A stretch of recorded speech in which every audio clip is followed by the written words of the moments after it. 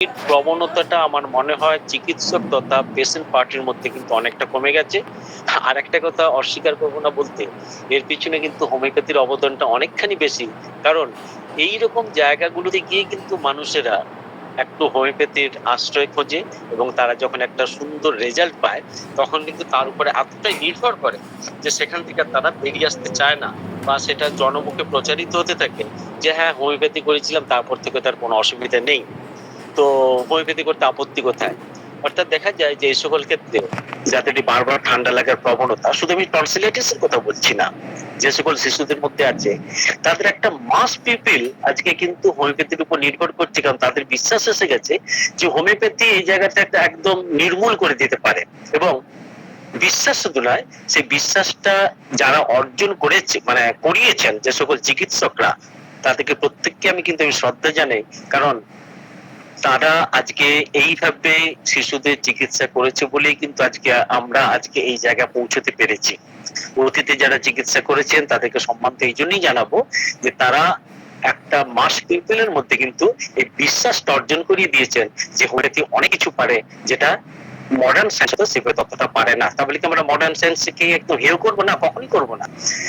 চূড়ান্ত জায়গায় তারা যতটা সত্য, ক্রনিক জায়গায় আমরা ঠিক তার চেয়ে বেশি সত্য, আমি কিন্তু এইটুকুনি মনে করি। যাই হোক, তো বয়সের কথা বললাম, মোটামুটি 15 বছরের আশেপাশে। ছেলে মেয়ের কথা যদি বিচার করি তাহলে আমি দেখতে পাচ্ছি যে উভয়ের ক্ষেত্রে কিন্তু আমি লক্ষ্য করেছি। এবার যদি স্বাস্থ্যবান বা রুগ্ন এ কথাটা বলতে পারি, তাহলে কিন্তু দেখেছি যারা স্বাস্থ্যবান তারা যেরকম অসুস্থ হচ্ছে টনসিলাইটিসে, যারা রুগ্ন শিশু তারা কিন্তু এই ধরনের অসুস্থ হচ্ছে। যেহেতু আমরা হ্যানিম্যানীয় দৃষ্টি বা হোমিওপ্যাথির উপর বিশ্বাস করি, সেখানে দুটো কথা একটু আগেই বলেছি, আবার আমি রিপিট করতে বাধ্য হচ্ছি। সেটা হচ্ছে টিউবারকুলার ডায়াথেসিস যাদের মধ্যে, আর একটা হচ্ছে কি যাদের ভিতরে স্ক্রোফুলেরিয়া টাইপের যে সকল সার্কামস্ট্যান্স বা স্ক্রোফুলেরিয়া যে ডায়াথেসিস বলি যাদের ভিতরে আছে, তাদের ভিতরে কিন্তু এই ধরনের আমরাটা লক্ষ্য করছি। এটা আমার বলার মানেটা কি? এটা বলার একটা মানে হচ্ছে যে আমরা এই জায়গাটা যদি আমাদের কাছে সুস্পষ্ট হয়, তাহলে আমাদের মোড অফ ট্রিটমেন্ট কিন্তু কিছুটা হলে বদলে যাবে। এবং বদলে যাবে কেন?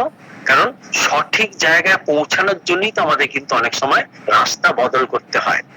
যে শুধু ট্রিটমেন্ট করলাম, লক্ষণ পেলাম, দিলাম, তাতে কিন্তু দেখা যায় যে খুব সাফল্য আসে না। কিন্তু যদি সেই আনকমন পিকুলার সিমটম বলুন বা তার ফ্যামিলি হিস্ট্রি থেকে পাওয়া একটা খুব গুরুত্বপূর্ণ লক্ষণ বলুন, অথবা সেই পেশেন্টের একটা খুব গুরুত্বপূর্ণ লক্ষণ যদি আপনি কালেক্ট করতে পারেন, তার সাথে যদি আপনার হাইজিন যেটা আমি একটা বললাম সেটাকে যদি মানাতে পারেন, তার সাথে অ্যাটমসফিয়ার অর্থাৎ পরিবেশের সাথে সাথে বাচ্চাটা যদি সামঞ্জস্যপূর্ণ হয়, তাহলে কিন্তু আপনাদের দ্রুত আরোগ্য হবে। প্রথমে বলেছিলাম শীতকালীন রোগ মোটামুটি শীতের তো হয়, কিন্তু এখন যে পরিমাণে গরম পড়েছে এবং টনসিলাইটিসের শিশুরা যদি এসি ঘরে নিয়মিত থাকে এবং টেম্পারেচারটা যদি ওই কেউ যদি 20-র নিচে নামিয়ে রাখে, বা এসিটা যেদিকে আছে সেদিকে যদি বাচ্চাটাকে শোয়ায়, বা এই যে মনে করুন বাইরে আজকে 40 ডিগ্রির কাছাকাছি টেম্পারেচার আর রাত্রেবেলা সে শুচ্ছে 20-র কাছাকাছিতে, অর্থাৎ এই যে 20 ডিগ্রি সেলসিয়াসের পার্থক্য, সেটা কি একটা বাচ্চার মধ্যে প্রভাব বিস্তার করবে না? এটা আমাদের কিন্তু ভাবতে হবে। তাহলে আমরা যত বেশি প্রকৃতি থেকে দূরে চলে যাব, আমাদের কিন্তু অসুস্থতা বাড়বে, সেটাতে কিন্তু সন্দেহ নেই। কিন্তু তার মানে এই কথা আমি কখনোই বলবো না যে অসুস্থতা থেকে বাঁচতে আপনি একদম গরম ঘরে বদ্ধ করে আপনি আমার মতো ছটফট করুন, সেটা কিন্তু আমি কখনো বলবো না। প্রয়োজন আছে দুটোরই।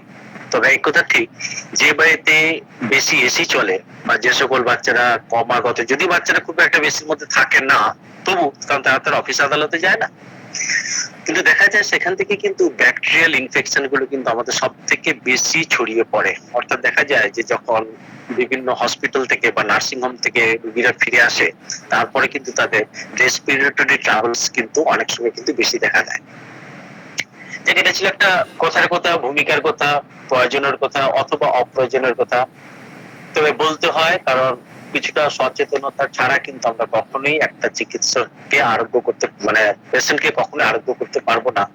তাহলে নলেজ অফ দ্য ডিজিজের সাথে সাথে নলেজ অফ দ্য অ্যাটমসফিয়ার এবং তার হাইজিন আমাদের কিন্তু পুরোভাবে মারতে হবে। তার সাথে কিন্তু খাদ্যের গুণাগুণ বা কোন খাদ্য বেশি খাওয়া উচিত, কোনটা উচিত নয়, সেগুলো কিন্তু আমাদের মানতে হবে। ফ্রিজ থেকে বের করে ঠান্ডা ফল বা দুধ বা অন্য কোনো কোল্ড ড্রিঙ্কস বা পেস্টিসাইড আছে এরকম জিনিসগুলো, খাদ্যগুলো কিন্তু আমাদের যতটা সম্ভব এড়িয়ে যাওয়া উচিত।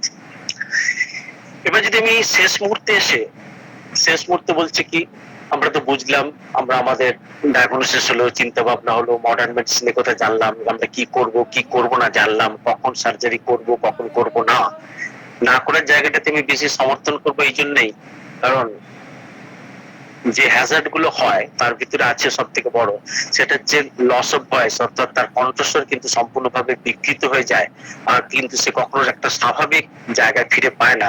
সেই জন্য আমার ব্যক্তিগত চিন্তা ভাবনা হচ্ছে কষ্ট করে হলেও ট্রিটমেন্ট হোমিওপ্যাথি করা উচিত, যাতে এই ধরনের সিকেলি গুলো বা পোস্ট সার্জিক্যাল হ্যাজার্ড গুলো যাতে আমাদের শিশুদের মধ্যে, মানে বিশেষ করে আমাদের পেশেন্টের মধ্যে যাতে কম আসে। এবার যে কথাটা বলছিলাম মেডিসিনের কথা, কনস্টিটিউশনাল ট্রিটমেন্ট যেভাবে করুন, প্রথম অবস্থায় যদি আমরা শুধু লোকাল সিমটমের কথা ভাবি, আমরা কিন্তু প্রত্যেকেই জানি বা প্রত্যেকে আমরা এখানে অভিজ্ঞতা সঞ্চয় করেছি, এবং আমি বিশ্বাস করি যে আজকে আপনারা যে উপস্থিত আছেন, আমার চেয়েও আপনাদের ক্ষেত্রে যথেষ্ট অভিজ্ঞতা আছে অন্তত এই ধরনের টনসিলাইটিস এর রোগীর সারিয়ে তোলার।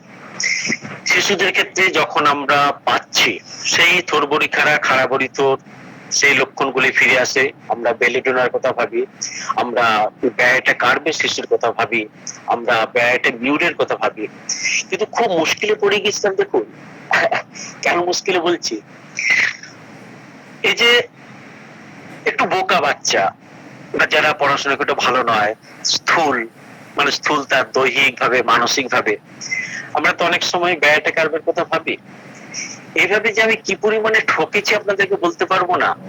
অথচ দেখা যাচ্ছে সেই ব্যয়টা কার্বে শিশুটার মধ্যে এমন একটা টিউবারকুলার নেচার রয়ে গেছে, যে টিউবারকুলি নাম না দিলে সে কিন্তু সেরে উঠতো না, সেটা উপলব্ধি করেছি প্রায় 1 থেকে 1.5 বছর শিশুটাকে নিয়ে নাড়াঘাটা করার পর। তাহলে দেখুন মজার ব্যাপার হচ্ছে এটাই, বা হোমিওপ্যাথির কঠিনতম জায়গা এটাই, আবার সহজতম জায়গা হচ্ছে এটাই, যে যারা লক্ষণ সংগ্রহ করতে পারে তাদের কাছে হোমিওপ্যাথি একরকম, যারা পারে না তাদের কাছে কিন্তু হোমিওপ্যাথি আরেক রকম। তাহলে আমি কি বললাম, ব্যয়টা কার্বের শিশুকে ব্যয়টা কার্বের সমস্ত লক্ষণ থাকা সত্ত্বেও, এবং তাকে 6 থেকে 30 থেকে 2C 1M 10M দিয়েও যখন উপকার হচ্ছিল না, তখন কিন্তু টিউবারকুলিনাম দিতে কিন্তু তার সম্পূর্ণভাবে আরোগ্য হচ্ছে। অথচ দেখুন টিউবারকুলিনামের মতো মেডিসিনটা ওই শিশুটার ক্ষেত্রে খুঁজে পেতে কিন্তু আমাদের রীতিমতো বিব্রত হতে হয়েছে। কি হতে বলতে পারেন, সাথে আগে কি প্রশ্নগুলো করে নিতে পারতেন না? খুব মুশকিল হচ্ছে এটাই, কোন প্রশ্নে গিয়ে আমি থামবো, আমার কথাটা একটু বোঝার চেষ্টা করুন প্লিজ, কোন প্রশ্নে গিয়ে আমি থামবো এবং রোগীটাকে কোন ওষুধ দিলে সে সারবে, এটা এমন একটা দুর্গেয় বা গোলক ধাঁধার জায়গা। আর এইরকম ঘটনাগুলো ঘটে বলেই আমরা কিন্তু ব্যর্থ হই প্রতি পদে পদে। আর একটা মজার ব্যাপার অনেক জায়গাতে বলেছি, সেই আসল লক্ষণটা যদি কখনো রোগীর বাড়ির লোক আপনাকে বলে ফেলে, তাহলে কিন্তু আপনি জয় জয়কার করে ফেলবেন, কারণ ওই আসল জায়গার ওই ওষুধটি নির্বাচন করার জন্য যে লক্ষণটা দরকার ছিল সেটা কিন্তু অন্য কোনো চিকিৎসক পাননি, সৌভাগ্যবশত আপনি পেয়েছেন, আপনি তাকে দিয়েছেন, এবং সেই রোগীটা আস্তে আস্তে সেরে গেছে। একটা কেস মনে পড়ছে, খুব হেলদি, 7-8 বছরের শিশু, দেখে একদম ক্যালকেরিয়া বলি মনে হবে, যা কিছু সিমটম পেয়েছে সব ক্যালকেরিয়া দিয়েছি কমেনি, ক্যালকেরিয়া আয়র দিয়েছি কমেনি। মজার মধ্যে হচ্ছে তারপর যখন তাকে ব্যারাইটা মিউর দিলাম তখন কিন্তু সে অদ্ভুত ভাবে কমে গেল। আচ্ছা এবার বলুন তো, ব্যারাইটা কি বললাম, কি কি মেডিসিন গুলো, ক্যালকেরিয়া কার্ব, ক্যালকেরিয়া আয়োড এবং ব্যারাইটা। আচ্ছা আমি কি এই লক্ষণগুলো মেট্রিয়ামেডিকে খুলে কখনো ভালো করে ভেবে দেখিনি, না আমি এটা জানি না? খুব খুব লজ্জা লাগে একথা বলতে, যে একটা মেডিসিনের সাথে একটা মেডিসিনের পার্থক্য করতে বসেও না, আমি অন্তত, আমি আপনাদের কথা বলছি না, আমি মাঝে মাঝে প্রচন্ড কনফিউশনে ভুগতে থাকি যে কোনটার প্রকৃত লক্ষণ। আসলে ঘটে কি, এরকম জায়গায় প্রচুর অ্যান্টিবায়োটিক খেতে খেতে এমন কতগুলো লক্ষণ অদৃশ্য হয়ে যায়, যেটা হচ্ছে তার প্রকৃত লক্ষণ, এমন কতগুলো লক্ষণ এসে পৌঁছে যায় যেটা তার প্রকৃত লক্ষণ নয়। ঠিক এই জন্য কিন্তু আমাদের চিন্তা ভাবনার ভুল হয়, কতগুলো হিডেন, কতগুলো সার্কামস্টেন্স থাকে, কতগুলো প্রত্যক্ষ লক্ষণ থাকে, কতগুলো পরোক্ষ লক্ষণ থাকে, কোনটাকে মানবেন কোনটাকে মানবেন না, এই কনফিউশনের জন্য কিন্তু আমরা আজকে বিব্রত হচ্ছি। কিছু করার নেই এখানে, কিন্তু আমার স্যারেরা বিব্রত হচ্ছেন, আমি হচ্ছি, আপনারা যারা আমাকে ভালোবেসে ক্লাসে এসেছেন তারা বিব্রত হচ্ছেন, এবং আমি নিশ্চিত ভাবে বলতে পারি যে আপনাদের পরবর্তী জেনারেশন, মানে পেশেন্টের জেনারেশন নয়, এই হোমিওপ্যাথিক ফিল্ডে যারা আসছে তারা কিন্তু একটা সময় প্রচন্ড কনফিউশনে ভুগবেন যে কোনটা রোগীর আসল চরিত্র, কোনটা রোগীর নকল চরিত্র। এই আসল নকলের পার্থক্যটা যদি না করতে পারেন তাহলে কিন্তু আমারই মতো আপনারা ঠকবেন। সেই জন্য আপনাদেরকে বলবো যে প্রকৃত লক্ষণটাকে একবার খোঁজার চেষ্টা করুন। এই যে ব্যারাইটা মিউট দিয়ে যেটাকে সারলাম, এই অভিজ্ঞতাটাকে যখন অন্য জায়গায় কাজে লাগাতে যাচ্ছি, এখন ঘটনা হচ্ছে প্রিজুডিস না এক্সপেরিয়েন্স, এটা বড় গোলমেলের জায়গা। যেটাকে আমি এক্সপিরিয়েন্স বলে মনে করছি আপনার সেটাকে প্রিজুডিস বলবেন, আমি যেটাকে প্রিজুডিস বলছি আপনার সেটাকে এক্সপিরিয়েন্স বলবেন। আলটিমেট ইন্ডিভিজুয়ালাইজেশনটাই হচ্ছে সব থেকে বড় ব্যাপার। আমি ব্যক্তিগতভাবে দেখেছি এই সকল জায়গায় পাইরোজেনাম এর মতো মেডিসিন অদ্ভুত ভাবে কাজ করে। পাইরোজেনাম কেন করে সেটাকে কিন্তু বুঝতে হবে। যখন সেই পেশেন্টের ভিতরে আপনি কন্টিনিউ একটা লো গ্রেড ফিভার অথবা high rate of temperature, specially ওই পার্টিকুলার যখন সে টনসিলাইটিসে ভুগে, তখন যদি আপনি লক্ষ্য করেন, আপনি বলবেন স্যার এটা তো বেলেডোনার লক্ষণ। হ্যাঁ, বেলেডোনার লক্ষণ। আপনি বলবেন স্যার এটা তো হিপার সালফারের লক্ষণ, শীতকালে বেড়েছে, কষ্ট হচ্ছে, ঢোক গিলতে পারছে না। আমি বলবো হ্যাঁ আপনি যা যা বলছেন সব ঠিক, কিন্তু কোন লক্ষণটাকে বাদ দিয়ে কোনটাকে এগোবেন, সত্যি কিন্তু এটা খুব কঠিনতম জায়গা। কারণ যতটুকু সময় একটা পেশেন্টকে ওষুধ দিয়ে অপেক্ষা করার আমাদের দরকার হয়, আমরা কিন্তু অনেক সময় ততটা সময় অপেক্ষা করি না। ডক্টর কেন বলছেন আমরা তিনটে ভুল করি ওষুধ নির্বাচনের ক্ষেত্রে, পোটেন্সি নির্বাচনের ক্ষেত্রে, আর একটা ভুল করি, যতক্ষণ অপেক্ষা করা উচিত ছিল আমরা ততক্ষণ অপেক্ষা করতে পারি না। আর সত্যি কথা বলতে কি তিনটে ভুলের রাজা হচ্ছে আমি তিনটে ভুলই করি, প্রায় করি, নিয়মিত করি, করতে করতে ঠকতে ঠকতে আজকে এখানে এসে পৌঁছেছি।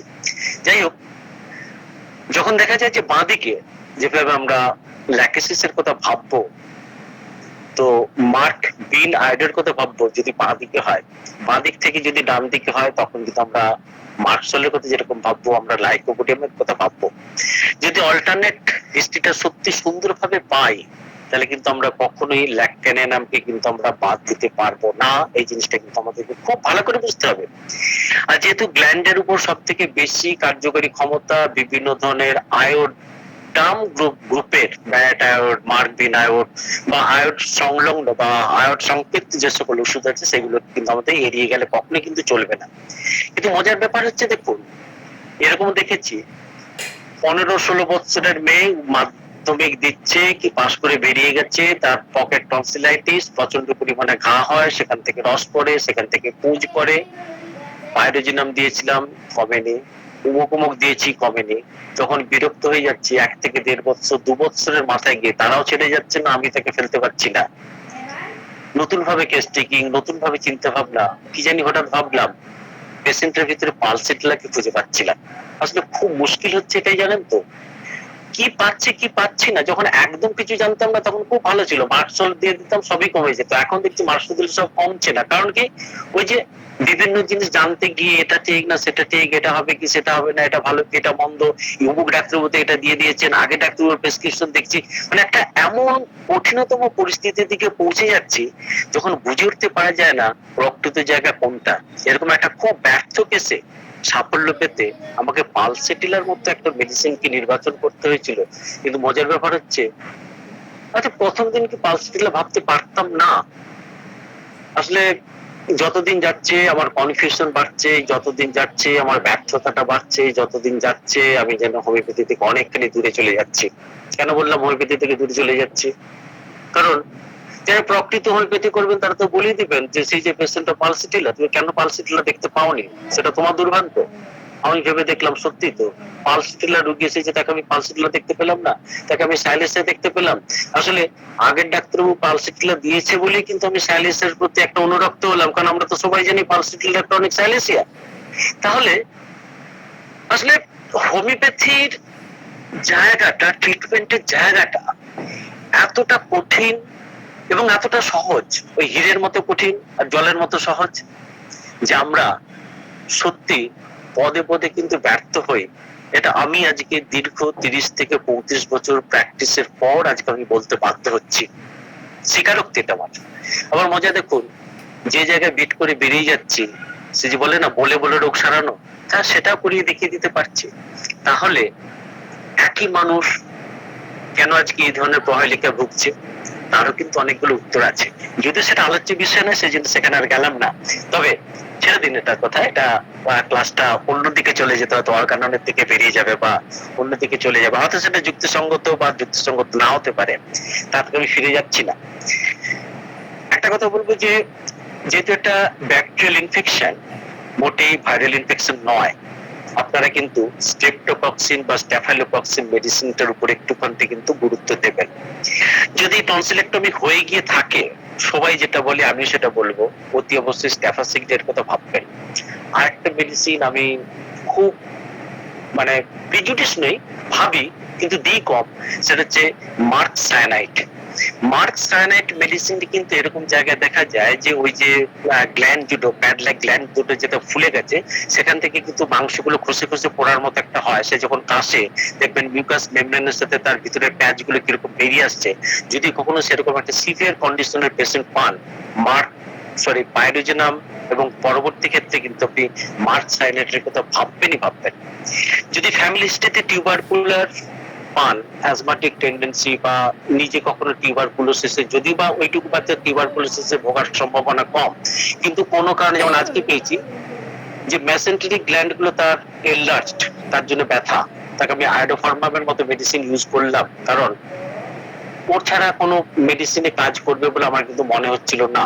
তাহলে যদি ওই পেশেন্টার অন্য কোনো রোগের ক্ষেত্রে যদি দেখতে পান যে মেসেন্টেরিক গ্ল্যান্ড গুলো বেড়ে গেছে, তাহলে কিন্তু আপনি এই ধরনের স্ক্রোফোলিডিয়া নোডোসা বা একোনাইট লাইকোপ্টোনাম, একোনাইট এবং লাইকোপোডিয়ামের মিশ্রণ নয় কিন্তু, একোনাইটাম লাইকোপ্টোনাম বলে একটা মেডিসিন আছে, যেখানে হজকিন আর নন হজকিন সব থেকে এটা মানে স্পেসিফিক বা নিয়ার স্পেসিফিক মেডিসিন বলে সবাই গণ্য করেছে। সেরকম জায়গাগুলো কিন্তু আপনাদের ভাবা উচিত। আর একটা কথা হচ্ছে কি, যেহেতু গ্ল্যান্ডুলার ইনফেকশন, তাহলে কোনিয়ামের কথা ভাববেন, যদি সেটা হার্ডনেস। এবার বুঝবেন কি করে, আমরা কিন্তু অনেক সময় চামচ ইউজ করে বা স্ক্যাপুলা ইউজ করে সেই জায়গাটা প্রেস দিয়ে দেখার চেষ্টা করি যে ওটা খুব তলতলে, সেখান থেকে রস বেরোচ্ছে কিনা বা পুঁজ বেরোচ্ছে কিনা, বা তার অ্যাটিটিউডটা কিরকম, অর্থাৎ ইনডিউরেশনের ব্যাপারটা সেখানে আছে কিনা। সেখানে কিন্তু স্পঞ্জিয়া, যদি উইথ কাশি, প্রচন্ড পরিমাণে কাশি থাকে উইথ টনসিলাইটিস, তাহলে কিন্তু আপনি স্পঞ্জিয়া বা তার সাথে যদি থাইরয়েডের সমস্যা থাকে ভাববেন। আর ফুজা তো খুব বড় মেডিসিন, ব্যাসিলিনাম খুব বড় মেডিসিন, যদি তার সাথে কোনো প্রকার স্কিন রিলেটেড ট্রাবলস গুলো থাকে, সেটা টিউবারকুলিনামকে কখনোই কিন্তু এড়িয়ে যাওয়া যায় না। কোনিয়ামের কথা বলেছি, স্ট্রেপ্টোকক্কিন, স্টেফাইলোকক্কিনের কথা বললাম, পালসিটিলে আসলে তো আপনার কথা সাইলেসের কথা আসবেই, কারণ ওর একটা কমপ্লিমেন্টারি, এগুলো তো আছেই। লাইকোপোডিয়াম বলেছি, ল্যাকক্যানানাম বলেছি, মার্ক বিনার বললাম, মার্ক প্রোটোবায়োট বললাম, ডায়েটের কথা আছে। একটা মেডিসিন তো তাহলে না বললেই না, সেটা হচ্ছে ফাইটলেকের মতো মেডিসিন, কিন্তু এখানে খুব বেশি কাজ করে। যদি দেখা যায় যে তার সাথে টেন্ডেন্ডাস অফ দা সার্ভাইকাল গ্ল্যান্ড যদি থাকে এবং সেটা যদি গুটলি গোচর হয়ে গিয়ে থাকে, তাহলে অতি অবশ্যই একটা বার আপনি স্ক্রোফুলেরিয়া নোডোসার কথা ভাববেন। স্ক্রোফুলেরিয়া নোডোসা 6 বা 30 মারফেলাস কাজ করে। আর সব থেকে শেষে রয়ে গেছে এমন কিছু মেডিসিন যেটাকে নিয়ে আসতে হবে আপনার হেরিডিটির জায়গা থেকে, যেখান থেকে আমরা বুঝতে পারবো তার উৎপত্তি বা তার অরিজিন কিন্তু 1 থেকে 2 পুরুষ আগে।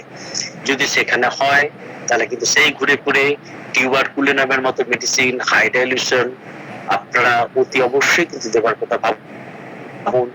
ঠিক ন্যাচারাল রুবি হয়ে থাকে, যদি তার স্যালাইভেশন বেশি হয়, নাইট অ্যাগ্রাভেশন হয়, আলটিমেট বলার তো আমার কিছু নেই, আপনারা সবাই জানেন সিফিলিটিক ক্যারেক্টার গুলো। তো সেখানে কিন্তু মার্কসল বা সিফিলিনামের মতো মেডিসিন দিয়ে চিকিৎসা শুরু করবেন, কিন্তু চিকিৎসা শেষ করবেন অতি অবশ্যই সালফারের মতো একটা ডোজ দিয়ে।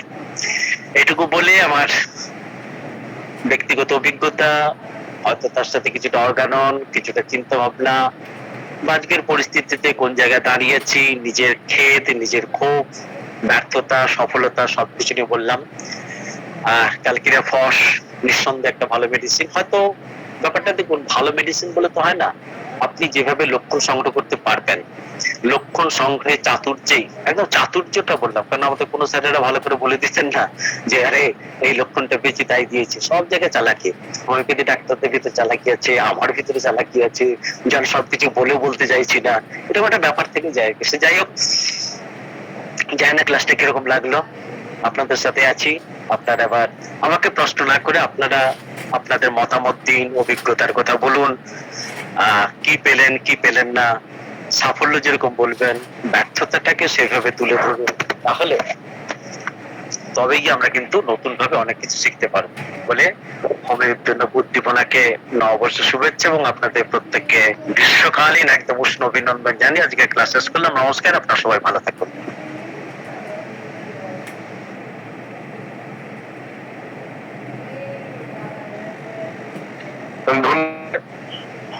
একটি অসাধারণ আলোচনা আমাদের উপহার দেওয়ার জন্য। আমরা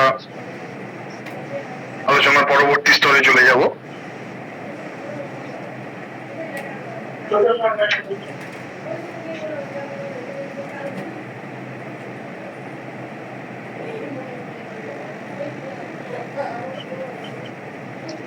আমরা এখন ডেকে নেব doctor S M Jahangir sir. Sir, আজকের বিষয় সম্পর্কিত অভিজ্ঞতা আপনি শেয়ার করুন।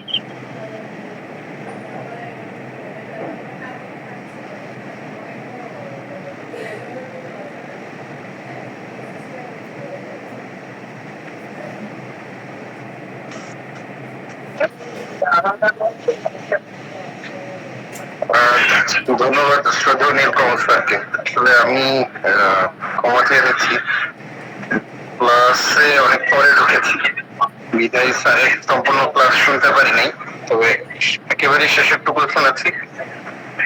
এখানে অভিজ্ঞতা আমার থেকে এখানে অন্যান্য যারা আছেন সকলের অভিজ্ঞতাই বেশি।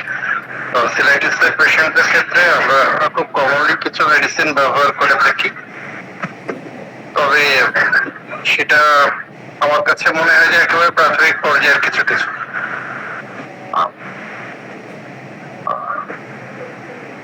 যদি স্যার লাস্টে পালসেরিলার কি কথা বলেছেন, অবশ্যই আসলে কিছু জায়গাতে আমরা পেশেন্টের মেন্টাল সিমটম বা মেন্টাল স্টেটের যে বিষয়টি, এটি যদি লক্ষ্য রাখি, তাহলে কমন মেডিসিন থেকে কিছুটা হলেও রেয়ার মেডিসিনের দিকে হয়তো বা টার্ন নেয় পেশেন্টের মেডিসিন সিলেকশন।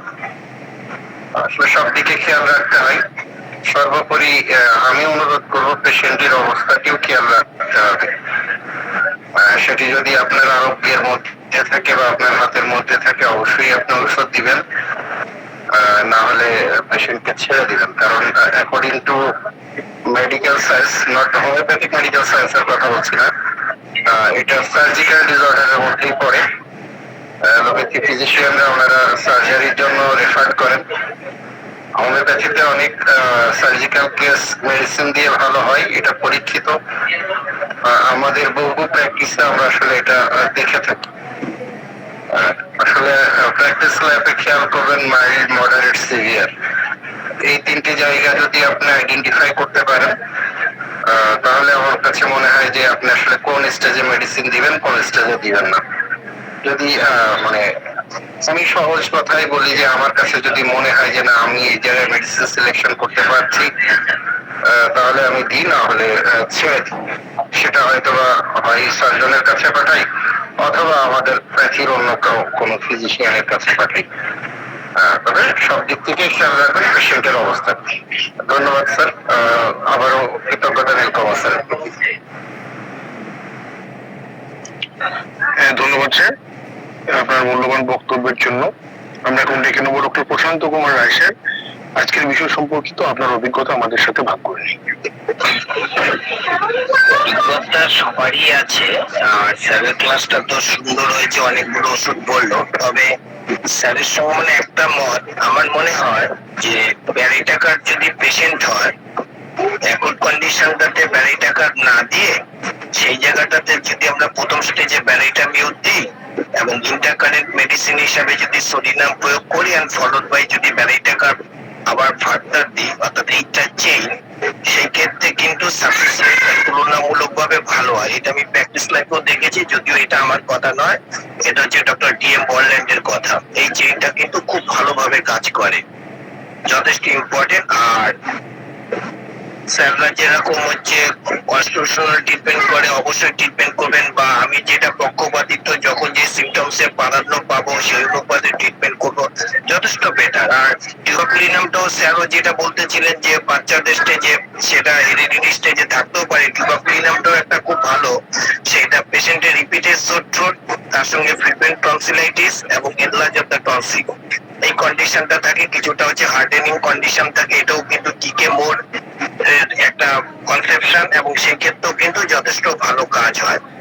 আর অ্যাজ ইউজুয়াল কমন মেডিসিন আমরা যেগুলো দিই সেগুলো তো দিই স্যার, যেমন স্টেফ্লোকক্সিন, স্টেফলোকক্সিন, এগুলো ভালো কাজ করে। অ্যাজ ইউজুয়াল কন্ডিশন বুঝে টনসিলাইটিস কেস একটু যদি এই অ্যাকুট কেসগুলো খুব কেয়ারফুল ভাবে হচ্ছে সিলেকশন করাটাই খুব সুবিধা। স্যার যেরকম বললো সেইভাবে আগালে খুব সুবিধা হয়, কিন্তু আমি এই চেইনটা খুব ফলো করি। আশা করি আপনাদের যদি ভালো লাগে দেখতে পারেন যে বর্ল্যান্ডের অনুপাতে ব্যারিটামির সোডিনাম ফলোড বাই দি ব্যারিটাকার, যদি ব্যারিটাকারের পেশেন্ট হয়। ধন্যবাদ।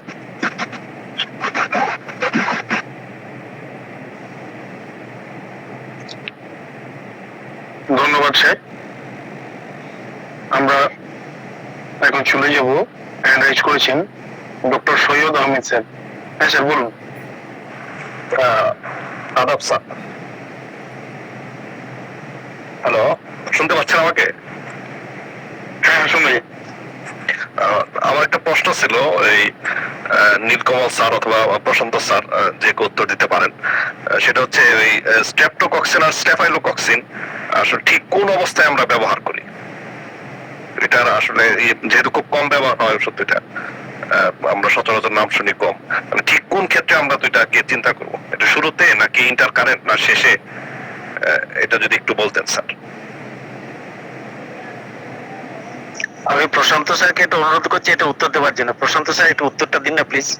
আপনি দিলে ভালো হতো, তবু আমি যেটা করি স্যার, আমি মানে ক্লিয়ার কাট ইন্ডিকেশন আছে, আমি এইটা স্যার আমি করি, আপনি ভুল হলে বলবেন স্যার। প্যাথোলজিক্যাল যখন আমরা পড়ি আমরা দেখি যে স্টেপ্টোকক্সিনের যে পাস হয় সেগুলো কিন্তু তুলনামূলকভাবে পাতলা, কিছু কিছু ক্ষেত্রে ব্লাড স্টেইন থাকে এবং তার তীব্রতা কিন্তু খুব মারাত্মক হয়, মানে এই স্টেপ্টোকক্কাসের। সেই ক্ষেত্রে ওই সিমটম গুলো যদি ক্লারিফাই করি, এই ক্ষেত্রে যদি টনসিলাইটিস হয়, টনসিলাইটিস এর ক্ষেত্রে ফিভার কিন্তু খুব বেশি হবে এবং তার ইনফ্লামেশনটাও বেশি হবে, সেই ক্ষেত্রে হচ্ছে স্টেপ্টোকক্সিন। তুলনামূলকভাবে স্টেফিলোকক্সিনের কিন্তু অ্যাটাকটা বা টক্সিসিটিটা অত বেশি মারাত্মক নয়। স্টেফিলোকক্সিনের যে পাস গুলো হয় সেগুলো তুলনামূলকভাবে হচ্ছে ঠিক এবং ভিরুলেন্সি স্টেপ্টোকক্সিনের তুলনায় অনেক কম। এটা হচ্ছে আমাদের প্যাথোলজি শিক্ষা দেয়। তাহলে এইরকম ক্যারেক্টার যদি শো করি তাহলে সেইভাবে আমি প্রেসক্রিপশন করি যে স্টেপ্টোকক্সিন দেবো নাকি স্টেফিলোকক্সিন দেবো। এটা পাসের নেচারের উপরে এবং হচ্ছে ভিরুলেন্সের উপরে নির্ভর করে আমি সচরাচর এই প্রেসক্রিপশনটা করি। একটুখানি শুরুতে আমরা করি, শুরুতেই করতে পারি না পরে? শুরুতেই করতে পারেন, অবশ্যই শুরুতে করতে পারেন। ওই যে বললাম যে আপনাকে ভিরুলেন্সির কন্ডিশনটা দেখতে হবে এবং হচ্ছে তার পাসের হচ্ছে ক্যারেক্টারটা আপনাকে দেখতে হবে। আপনি যদি আবার ম্যানেজমেন্টিক দিকে যান, থিন পাস বা অফেন্সিভ পাস এটা সিভিলিটিকের ক্যারেক্টার, আবার যদি ঠিক পাসের দিকে যান সেটা দেখুন আমার সাইকোটিকের ক্যারেক্টার। ঠিক আছে, এইভাবে হচ্ছে মানে আমি যখন ছোট মেডিসিন গুলোকে প্রয়োগ করব তখন কিন্তু আমাকে প্যাথোলজির জ্ঞানটা কিন্তু পর্যাপ্ত পরিমাণে দরকার হয়। Thank you sir. ধন্যবাদ। স্যার আপনি হ্যান্ড রাইজ করেছিলেন, বলুন স্যার। হ্যাঁ, প্রশান্ত স্যারকে অজস্র ধন্যবাদ একটা সুন্দর জায়গা বলার জন্য। আর এখানে অজয় দাস স্যার আছেন, অজয় দাস স্যারের অনুমতি নিয়ে বলছি। অজয় দাস স্যার হয়তো আমাকে একটা ফোন করলেন, এটা কোনো একটা পেশেন্টের ব্যাপারে। আমি বললাম কি স্যার বই থেকে বলবো না? উনি তখন হাসতে হাসতে পরিষ্কার বলেন যে বই যা লেখা আছে আমি সব জানি, আপনি আপনার ব্যক্তিগত অভিজ্ঞতা থেকে বলুন। আসলে এই যে ব্যক্তিগত অভিজ্ঞতাটা এমন একটা জিনিস, সেইটার উপরে ওই যে একটু আগে বললাম সুকৌশল, তো এখানে কিন্তু সুকৌশলের একটা ব্যাপার থাকে, সেই কৌশলের জায়গাগুলোকে আমাদেরকে বুঝতে হবে। এটা কিন্তু টিপস নয়, এটা হচ্ছে একটা চূড়ান্ত জায়গা যেখানে গিয়ে আপনি সাফল্যটাকে হাতের মুঠোয় ধরে রাখতে পারবেন। তো অজয় দাস স্যারের কথাটা আমার খুব মজা লাগে এবং আমি খুব আনন্দ পাই এইটার জন্যই যে উনি বইয়ের কথা জানতে চাইছেন না, ব্যক্তিগত অভিজ্ঞতাটা কতটা পেয়েছি সেইটাকে কিন্তু উনি জানতে চাইছেন, বা সেইখান থেকে উনি কিছু মানে উপলব্ধি করতে চাইছেন।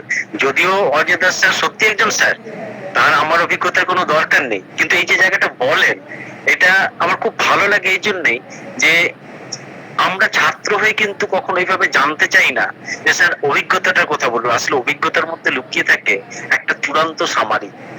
আজকে আমাদের doctor S M Jahangir sir যেটা বলেছেন, উনি আজকে একটু পরেই ঢুকেছেন, যাই হোক, হ্যাঁ, তার জিনিসটা কিন্তু খুব সমর্থনযোগ্য, বলাটা খুব ভালো হয়েছে। তো অজিত স্যার কি বলেন দেখি, বর্ণনা স্যারের কি বলেন দেখি। ঠিক আছে, নমস্কার। আমরা এখন দেখে নেবো ডক্টর অজয় কুমার দাসের।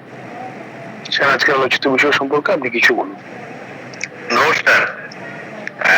সবার আগে নীলকমল স্যারের কাছে আমি অ্যাপোলজি চেয়ে নিচ্ছি যে আজকে আমি ক্লাসে ঢুকিনি।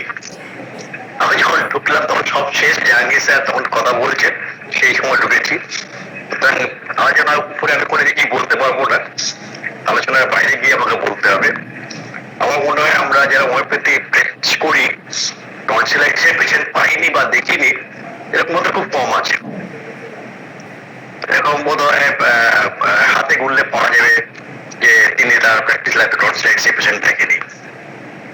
টনসিলাইটিসের পেশেন্ট আমরা প্রচুর পাই, দেখি, এবং আমার ব্যক্তিগত অভিজ্ঞতা থেকে আমি বলতে পারি টনসিলাইটিস পেশেন্ট আমরা,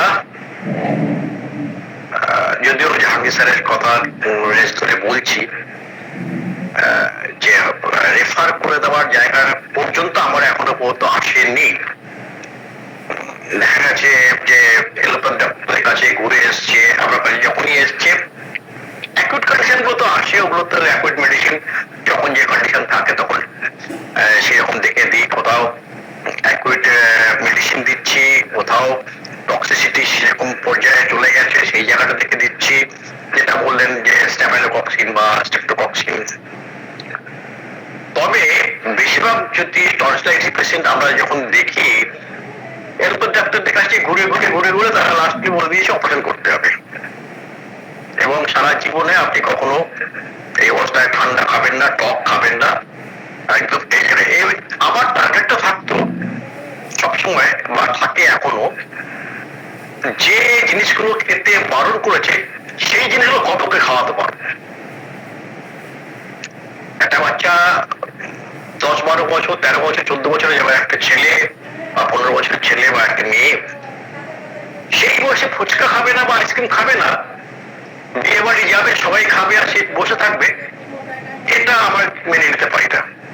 তা সেই ক্ষেত্রে তাদেরকে যদি আমরা ভালো করে টেস্টিং করে মেডিসিন দিই, দেখা যায় বেশিরভাগ ক্ষেত্রে কিন্তু আমরা সাকসেসফুল, বা আমি অনেক অনেক 90% পেয়েছি। কিন্তু তাদেরকে যখন আমি তাদেরকে আইসক্রিম বা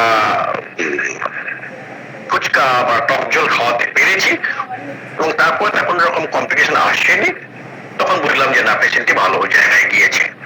এইটুকু অভিজ্ঞতা আমি শেয়ার করতে পারলাম, কারণ আজকে ক্লাসের কোনো আলোচনা আমি শুনিনি, তার জন্য আমি দুঃখিত। তারপরে চেয়ে নিচ্ছি, নীলকমল স্যারের কাছে আমি ক্লাসে ঢুকতে পারিনি। আর সবাইকে অসংখ্য ধন্যবাদ জানিয়ে, নীলকমল স্যারকে আমার শুভেচ্ছা ভালোবাসা জানিয়ে বিশেষ করছি।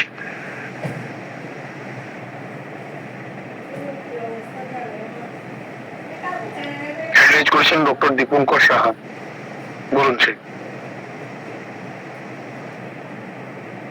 নমস্কার, আমার একটা প্রশ্ন আছে আপনার কাছে। প্রশ্নটা হলো, একটা 40 বছরের পেশেন্ট, সে ক্রনিক টনসিলাইটিসে ভোগে, তাকে যদি আমরা টনসিলাইটিস করে নর্মাল লাইফে আনতে পারি একটু, তারপরে সে যদি বলে যে ডাক্তারবাবু আমি কি একটু আইসক্রিম খেতে পারবো, বা এইসব এগুলো ইচ্ছা হলে, তাহলে আপনার তাকে কিভাবে ম্যানেজমেন্ট করবেন, কতটা তাকে স্বাধীনতা করবেন, এই জায়গাটা যদি একটু ক্লিয়ার করবেন।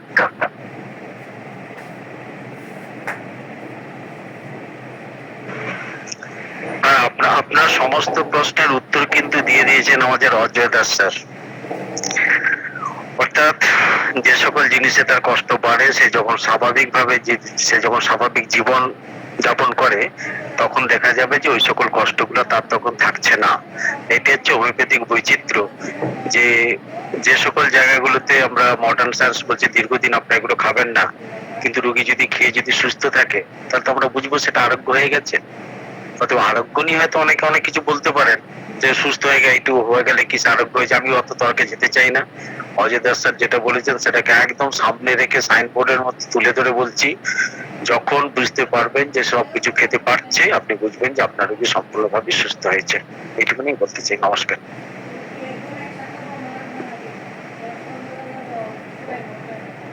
ডক্টর এমডি আলমগীর হোসেন, আপনি হ্যান্ড রাইজ করেছিলেন।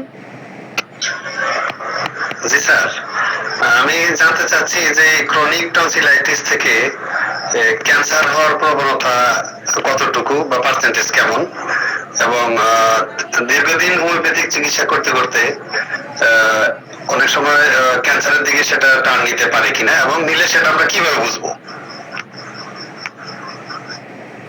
টনসিলাইটিস থেকে ক্যান্সার হয়েছে এতটা দুর্ভাগ্য আমার বা আমার কোনো পেশেন্টের কিন্তু আজ পর্যন্ত হয়নি। বই পড়ে যতটুকু পেয়েছি তাতে কিন্তু কোথাও লেখা নেই, যদি আমার জ্ঞান খুব সীমিত, এখানে জাহাঙ্গীর স্যার বলতে পারবেন কারণ তারা আরো বেশি মডার্ন পড়াশোনাটা তাদের আছে, যে টনসিলাইটিস থেকে ক্যান্সারের কোনো জায়গায় যাওয়ার কোনো সম্ভাবনা আছে কিনা। তবে আমি মনে করি যে নেই। আর একটা কথা কি জানেন তো, কোথায় কোন রোগের কবে কি হবে সেটা কিন্তু কেউ বলতে পারে না। তো জাহাঙ্গীর স্যার যদি এটার উত্তরটা দেন জাস্ট সংক্ষেপে, আমি খুশি হতাম। জাহাঙ্গীর স্যার। ধন্যবাদ স্যার। আসলে স্যার এমন একটা প্রশ্ন জায়গায় এসেছি, বিষয়টা এরকম, এখন সকল পেশেন্টের মধ্যেই ওই একটি রুব্রিক্স পাবেন, ফিয়ার অফ ক্যান্সার। চেম্বারে যতগুলো রোগী পাই তার 80% to 90% রোগী এসেই বলে যে ডাক্তার সাহেব আমার এই জায়গা থেকে ক্যান্সার হবে না তো। আমি অন্যদের কথা জানি না, মানে আমার চেম্বারের কথা বলছি। টনসিলাইটিসের বা টনসিল থেকে ক্যান্সার হওয়ার সম্ভাবনা নেই বললেই চলে। আর ক্যান্সার যার কপালে আছে তার হবেই, সেটা টনসিল থেকে হোক আর আপনার পায়েস থেকে হোক, আর আপনার সিম্পলি হাতের একটা ক্ষত থেকে হোক। কারণ আমি এরকমও দেখেছি পেটের উপরে, জাস্ট চেস্ট ওয়ালের উপরে ছোট্ট একটি ক্ষত, সেখান থেকে একটি মানে কার্সিনোমা ডেভেলপ করেছে। সিম্পলি ক্ষত থেকে তার কার্সিনোমা ডেভেলপ করছে, আপনি কিভাবে চিন্তা করতে পারেন? অনেকেই তো এটা চিন্তাও করে না। কিন্তু টনসিলাইটিস, যেহেতু আজকের বিষয়টি টনসিলাইটিস, সেখান থেকে আসলে ক্যান্সার হওয়ার এরকম কোনো নজির এখনো নেই। আর কারোর কপালে থাকলে ওই জায়গাতে টনসিল মানে ক্যান্সার হবে, সেটা হতে পারে। এটার ওই টনসিল দায়ী বা টনসিলাইটিস দায়ী এরকম কোনো নজির এখনো নেই। ধন্যবাদ স্যার। সকল পেশেন্টের মধ্যে এখন কিছু মনে করেন না, সবাই ডাক্তার তো, মানে পেশেন্টরাও ডাবল ডাক্তার, সবকিছুর মধ্যে এই ক্যান্সারের ভীতি পাবেনি। এমন কোন পেশেন্ট পাই না যে বলে না যে ডাক্তার সাহেব ক্যান্সার হবে না। ইভেন আমি মানে আমার খুব কষ্ট লাগে, খুব আলেমালা লোক ওনারাও এসে যারা বলে যে ডাক্তার সাহেব আমি মারা যাব না তো। আমি মাঝে মাঝে একটু রুল আচরণও করে ফেলি, যে আপনি তো মারা যাবেন এটা নিশ্চিত সত্য, ভয় পান কেন? আমি সরাসরি বলি যে আপনি মারা যাবেন এটা নিশ্চিত সত্য, আপনি বেঁচে আছেন এইটুকু আপনার ভাগ্য ভালো। আমার কাছে মনে হয় যে প্রশ্ন করেছেন, আমি জানি না উনি হয়তো আমার কথায় সন্তুষ্ট হতে পেরেছেন কিনা, কারণ পেশেন্ট গুলো এখন সবাই ওই ক্যান্সারের ভর্তি মাথার মধ্যে নিয়েই আসে। এইগুলো পেশেন্টকে একটু আপনারা চেষ্টা করবেন কাউন্সিলিং করে এই জায়গা থেকে সরাতে। ধন্যবাদ স্যার। স্যার আমার আরেকটু জানতে ইচ্ছে যে ওই যে পকেট যে হয় টনসিলে, মানে ক্ষত হয়ে ভিতরে পকেটের মতো হয়, এটা কি ওই হোমিওপ্যাথিক ট্রিটমেন্টে বা ওইটা ঘুরে ঠিক হয় কিনা বা উঠে আসে কিনা? বিষয়টা হচ্ছে স্যার, ক্রনিক টনসিলাইটিস এর ক্ষেত্রে আমি যে কয়টা কেসে সফল হয়েছি, আসলে বেশি দিন পেশেন্ট থাকেও না। বিশেষ করে যারা খুব বেশি টাকাওয়ালা লোক, মিডিল এজের যারা, এরা কিছুটা থাকে, গরিব মানুষও থাকে না। আমার গরিব মানুষও ওই যে অপারেশন করে ফেলে, কারণ এখন সবারই বাচ্চা কাচ্চা একটা দুইটা, তো খুব ভয়ে থাকে মানুষ যে যদি মরে যায়, এরকম একটা ভয়ে থাকে। তো যে পকেট সৃষ্টি হয় ওইটাতে কোনো সমস্যা নেই। সিম্পলি আমার ইন্টারমিডিয়েট ম্যাথ টিচারের মেয়ে, ওরও টনসিলাইটিস মানে সমস্যা ছিল, এবং সেটা রিকারেন্সি হতো। ওর এক চাচা ডাক্তার বারবার অপারেশনের কথা বলছে, মেয়েটা এবার ইন্টারমিডিয়েট ফার্স্ট ইয়ারে, আল্লাহর রহমতে অপারেশন লাগে নাই। সে এখনো ভালো আছে, খুব সুন্দর আইসক্রিম খাই, সবকিছুই খাই। হ্যাঁ, কিছু একটা বিষয় হচ্ছে, এখন মনে করেন যে টেম্পারেচার এত হাই, এখন কেউ যদি একটু আইসক্রিম খায় তা তো ঠান্ডা লাগতেই পারে।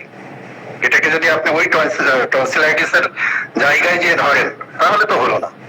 হোমিওপ্যাথি মেডিসিন আপনার যখন ভাইটাল ফোর্স কে করে কাজ করে, সে অবশ্যই আপনার ওই সাসেপ্টিবিলিটিকে কমানোর ক্ষমতা রাখে। এটা একটা বিষয়, সেটা তার স্বাভাবিক ফর্মে নিয়ে যাবে এবং সাসেপ্টিবিলিটিটাও কমাবে। এটাই হোমিওপ্যাথি মেডিসিনের কাজ, যদি আপনি কনস্টিটিউশনাল মেডিসিন দিয়ে ট্রিটমেন্ট করতে পারেন। হ্যাঁ, আর যে বিষয়টা আছে, কিছু জিনিস আছে যে আমরা টার্গেট বেস কাজ করি যে মেডিসিন গুলো দিয়ে, সেখানে হয়তো সেই অর্গানটি ভালো হয়ে গেল বা ডিজিজটি ভালো হয়ে গেল, এতটুকুই। বলছি, আমার আরেকটি পেশেন্টের কথা বলবো। ওই পেশেন্টটি ওইটাও ফিমেল পেশেন্ট, এবার second year, inter second year দিবে। ওই মেয়েটিও কিন্তু অপারেশন করার জন্যই বলেছিল, অপারেশন থেকে ঘুরে এসেছে, মানে ওটি টেবিল থেকে ঘুরে এসছে বলা চলে। সেটিও এখন ভালো আছে আলহামদুলিল্লাহ, কোনো সমস্যা হয়নি। আরেকটা হাইপোথাইরয়েডিজমের পেশেন্ট, খুব ইয়াং ছেলে, প্রচুর মোটা, প্রায় 112 কেজি 13 কেজি ওয়েট। অপারেশনের টেবিল থেকে ওটাকে ডাক্তারই ফেরত দিয়েছে, কারণ কার্ডিয়াক কিছু প্রবলেম দেখা দিচ্ছিল। সেই পেশেন্টও এখন ভালো আছে। আমি এই কথাগুলো এই জন্যই বলছি যে আসলে হোমিওপ্যাথি কিছু কিছু সময় ম্যাজিক বা মিরাকেল দেখাতে পারে, স্বাভাবিক হয়। এবং আপনারা হোমিওপ্যাথি কিছু কিছু মেডিসিনে দেখবেন যে আমরা বলে থাকি সার্জিক্যাল নাইফ। আমি আমার বোনের ছেলের ক্ষেত্রে দেখেছি যে একেবারেই পেকে গেছে, মানে ট্রান্সফরমেশন হয়ে গেছে, সেপসিসের মতো হয়ে গেছে। গভর্নমেন্ট হসপিটালে গিয়েছে, একেবারে ইমিডিয়েট ওটি। আমি বললাম, মামা একটু ওয়েট করো। ওষুধ দেওয়া হয়েছে, কিন্তু পরের দিন একেবারে মুখ ভরে একেবারে ওই বিষয়গুলো পুজের মতো বের হয়ে গেছে। আমি আর কিছু দরকার নেই, তুমি জাস্ট একটু ই করো, ক্যালেন্ডুলা দিয়ে একটু কুলি করো কয়েকবার। এখন কিন্তু সে স্বাভাবিক জীবন যাপন করছে, তার কোনো সমস্যাই হচ্ছে না। তাহলে এগুলো হোমিওপ্যাথি দিয়ে করে বা হয়, সম্ভব।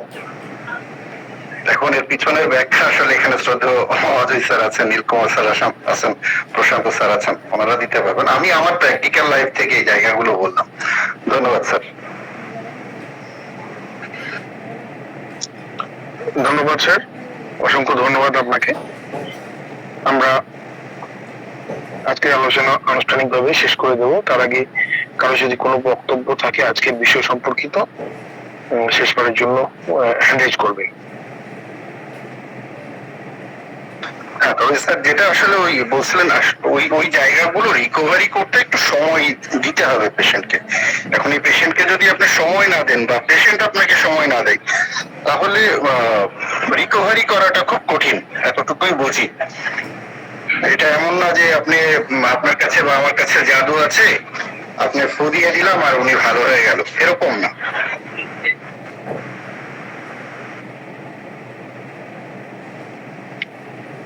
ধন্যবাদ sir. Doctor S M Jahangir স্যারকে বিশেষভাবে আরো ধন্যবাদ জানাই। ধন্যবাদ জানাই আমাদের আজকের আলোচক নীলকমল বর্মন স্যারকে। আমাদের আজকের আলোচনা আনুষ্ঠানিকভাবে এখানেই শেষ করছি। সকলে ভালো থাকুন, সুস্থ থাকুন, হোমিও উদ্দীপনার সঙ্গে জুড়ে থাকুন। ধন্যবাদ, শুভরাত্রি।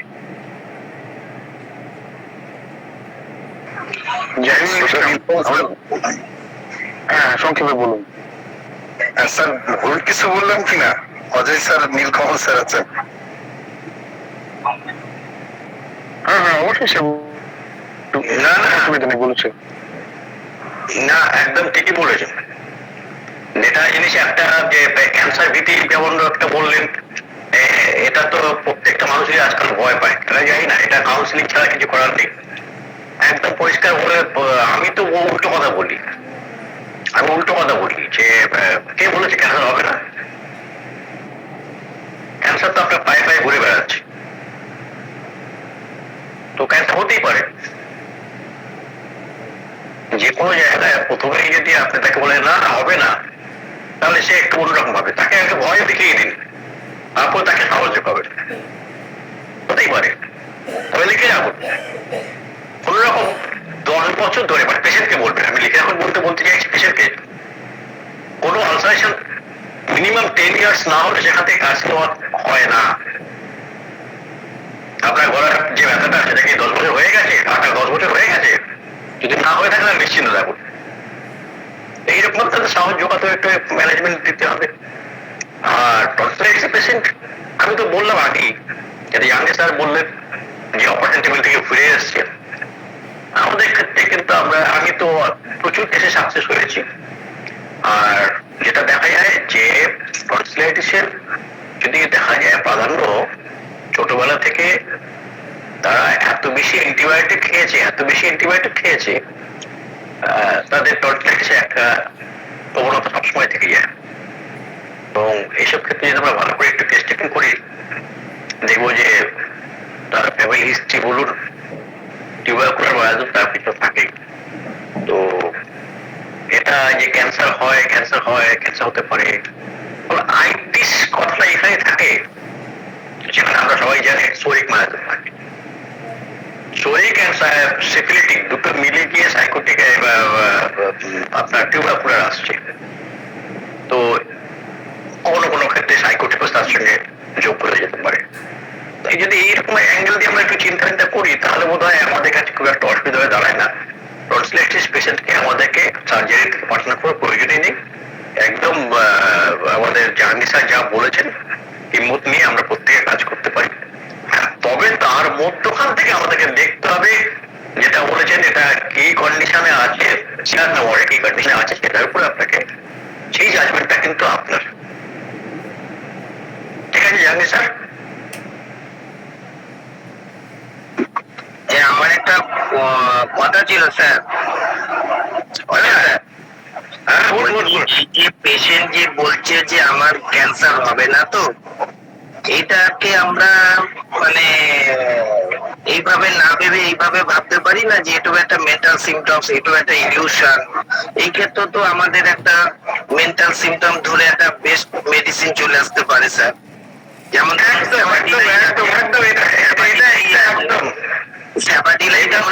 লেখা আছে that she has some horrible throat disease that will be the fatal, মানে অ্যাকচুয়ালি এইটাই শেখায় বা এই রকমের প্রচুর পেশেন্ট আমি পাই।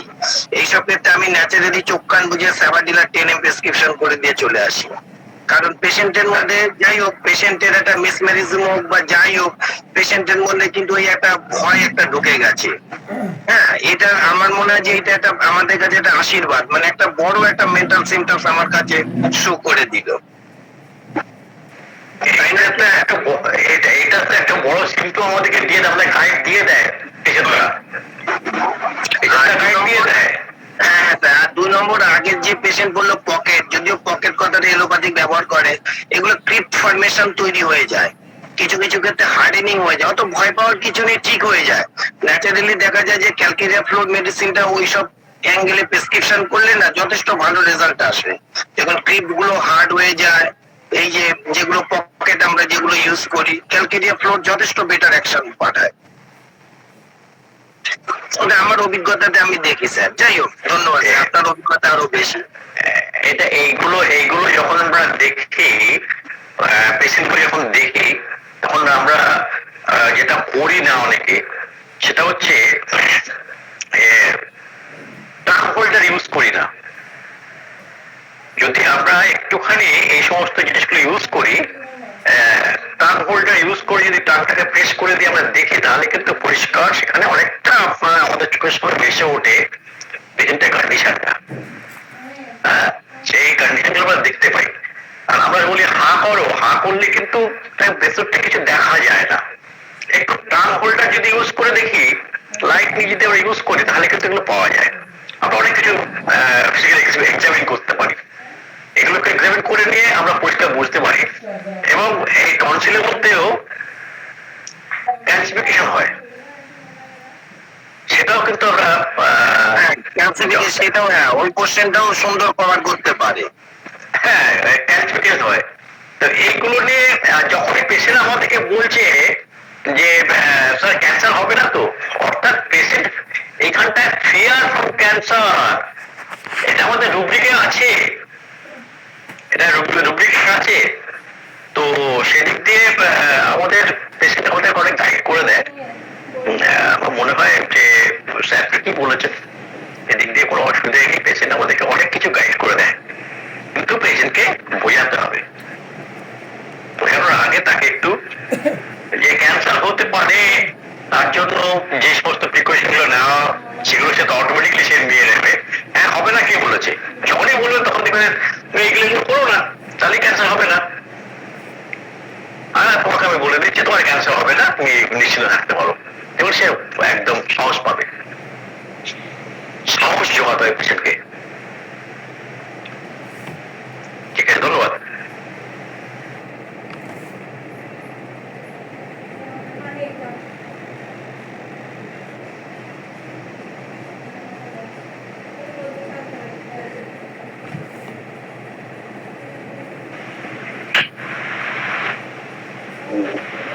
ধন্যবাদ সবাইকে। আগামীকাল আবার ক্লাস আছে আমাদের অজয় কুমার দাস স্যারের ক্লাস, আপনারা সবাই উপস্থিত থাকবেন আশা করি। রবীন্দ্র স্যার একদম, রবীন্দ্র স্যার আমাকে 11 আওয়ারে বলে আগামীকাল ক্লাস আছে। অজয় স্যার, এইটা কিন্তু এই এক বড় সমস্যা, একদম শেষ পর্যায়ে বলে, প্রস্তুতির কোনো জায়গা থাকে না একটা টিচারের। আপনার কোনো মানে আছে?